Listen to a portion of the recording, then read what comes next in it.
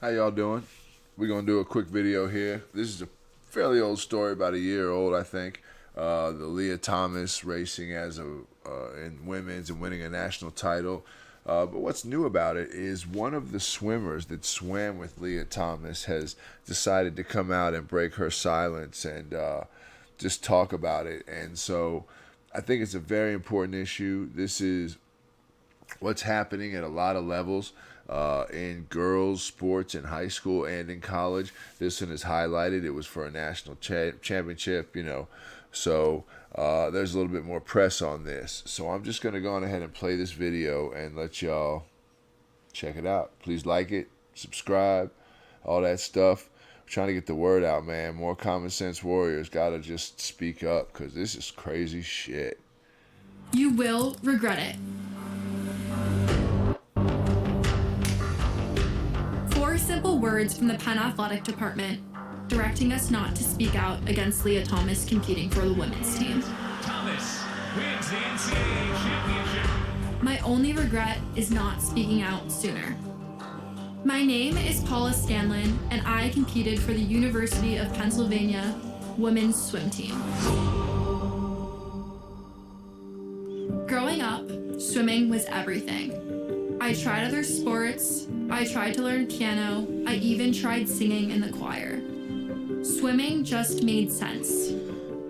Starting when I was 8 years old, 20 hours a week, 50 weeks a year, every minute I put in got me closer to my goal of swimming Division I.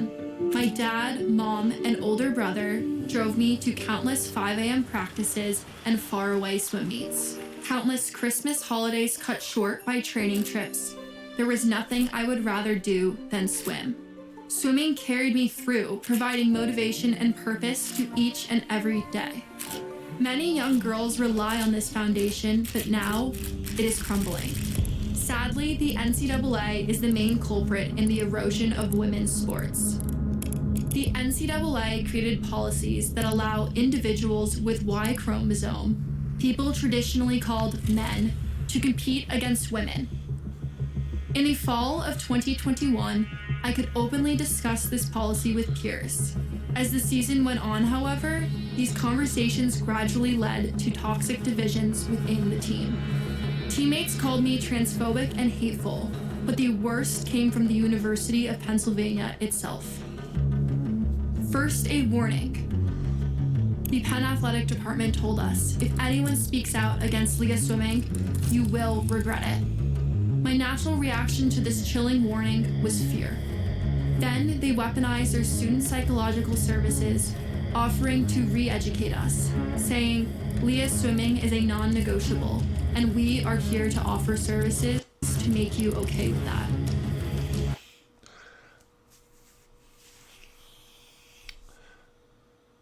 Women's team, we're going to be bringing a biological male on the team. Going to share your locker room, going to share all your spaces, going to take your spots because swimming works. They don't take everybody to a meet. You have to qualify. And so we're going to be giving up one spot to a biological female every time we go to a meet for this dude, Lia Thomas. And on top of that, you better not say shit. And if you do say shit, you're going to regret it.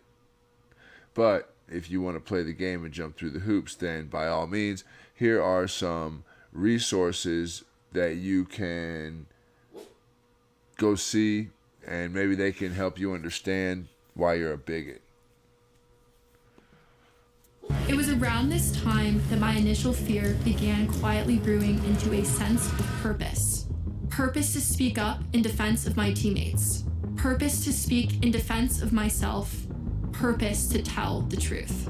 Eventually, during my senior spring, I decided to write an op-ed for the campus newspaper, the Daily Pennsylvanian, a scientific evaluation on the NCAA's guidelines for transgender athletes. I went through dozens of edits, painstakingly making sure every... Just on a sidebar, she did an interview with Matt Walsh, about a 30-minute interview. where she spoke on the record about all these things way more in depth.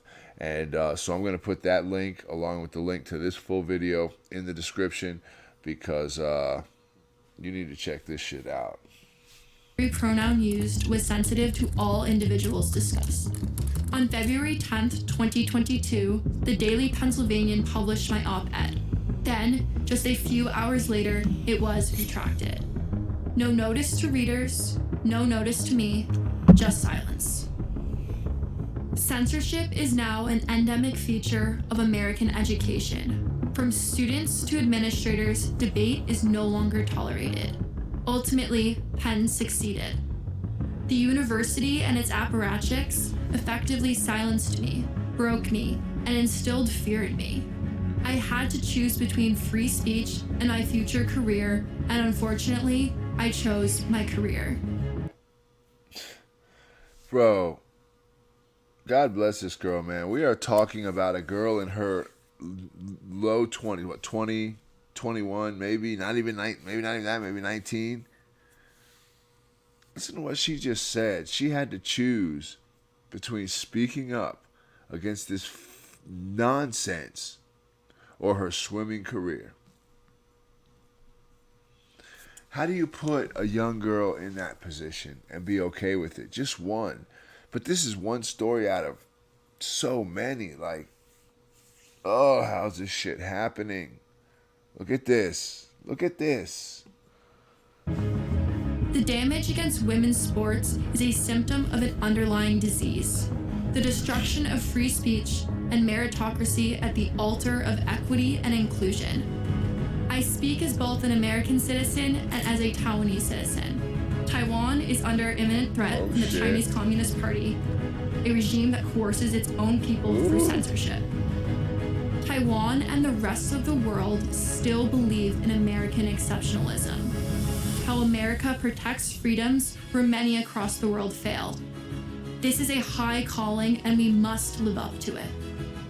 Riley Gaines has been the sole voice for our generation, a lone leader in the battle of a lifetime. I kept waiting for others to join her, but few have. So I have decided to join and support her as we fight in this arena. Let's go. Together, we have to fight for freedom here in America, above all else, regardless of the labels and vitriol thrown at us. That's right. Hopefully, we can provide courage to each other to resist institutions that censor us as we continue to defend our rights. Join us. The time is now. Ah, nice. How about that? Love it. Okay, so she originally spoke to Matt Walsh, the Daily Wire. They put this together. I love it. All the drama, everything. I love it. Let's go, man. Let's go. So, there's so much to say about this. There is a documentary, if you haven't seen it, like almost 200 million people have checked it out on Twitter. So how many people left haven't seen it that have access? But what is a woman? So I'm going to put the link to that in the description. I'm going to put the link to this video in the description. And man, man, woman, sorry, let me not misgender anybody. I stand by, I affirm, all that shit. Anyway, I appreciate y'all checking this out. I saw this, and I've been keeping up with this story pretty closely, and so I was glad to see. I watched the interview when she did the original coming out with Matt Walsh about being willing to show her face and talk about it on the record, and that was a great interview. And then this little teaser right here, just to get y'all ready for.